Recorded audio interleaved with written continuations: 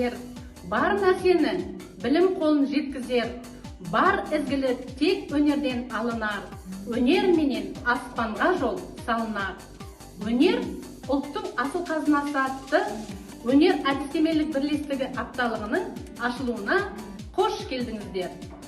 Сәуір айының 12 мен 16 күндері аралығында өтетін апталық мақсаты бірлестік мұғалімдерінің іс тәжірибесін бөлісу және шығармашылық жұмыстарын насихаттау.